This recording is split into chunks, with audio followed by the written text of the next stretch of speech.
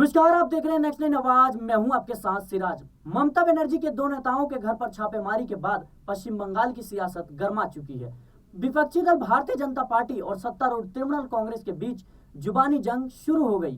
फिरहाद हकीम और मदन मिश्रा के आवास पर सीबीआई ने रेड डाली। फिरहाद हकीम को ममता बनर्जी का बेहद करीबी माना जाता है और पार्टी में उसका खास प्रभाव भी है।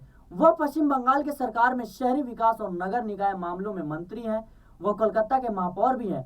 वहीं मदन मिश्रा उत्तर 24 परगना जिले के कर्म घाटी से टीएमसी विधायक है। यह छापेमारी नगर निकायों में की गई भर्तियों में गड़बड़ी के संबंध में हुई। दोनों नेताओं के घर पर रविवार 8 अक्टूबर को छापेमारी की गई और करीब 9.5 घंटे सीबीआई उनकी घर पर रही। दोनों नेताओं से पूछताछ की गई। राज्य में 12 लोकेशन पर सीबीआई ने रेड मारी। साल 2014 और 2018 के बीच नगर निकायों के ग्रुप सी और ग्रुप डी पदों पर भर्तियां हुई थी, जिनमें अनियमितता पाई गई। द इंडियन एक्सप्रेस की रिपोर्ट के मुताबिक सीबीआई के एक अधिकारी ने बताया कि कोलकाता हाईकोर्ट के आदेश पर यह छापेमारी हुई।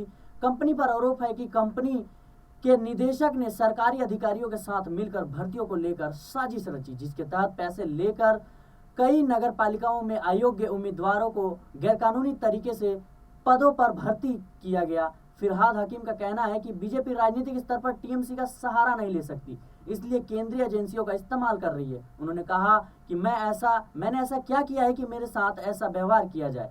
क्या मैं अपराधी हूँ? क्या वे इस बात का कोई ठोस सबूत दे सकते हैं कि मैंने कुछ गलत किया है? क्या न्यायपालिका अधिनियम के अनुसार नियुक्तियों में नगर निकाय मामलों में मंत्री की कोई भूमिका नहीं होती? भाजपा के पास मेरे खिलाफ इस प्रकार अनुचित जांच करने का कोई उचित कारण नहीं है।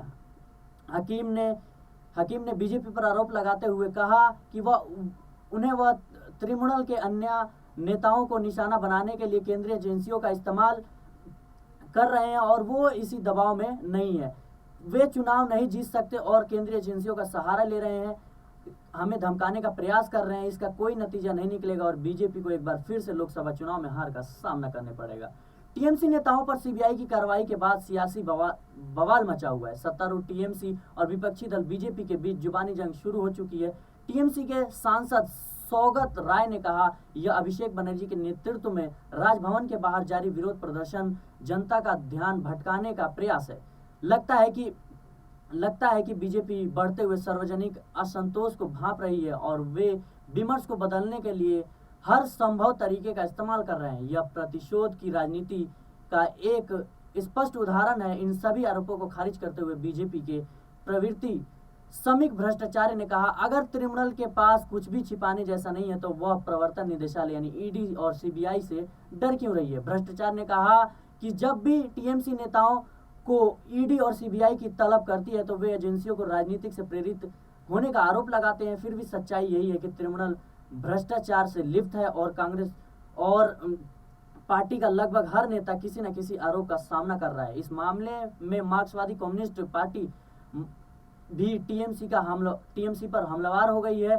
उसका आरोप है कि नगर निकायों द्वारा की गई भर्तियों में बड़े पैमाने पर भ्रष्टाचार हुआ है। पार्टी मकपा की केंद्रीय समिति के सदस्य सुजान चक्रवर्ती ने दावा किया कि राज्य सीआईडी में विफल होने पर केंद्रीय एजेंसियों का यह कदम उठाया है।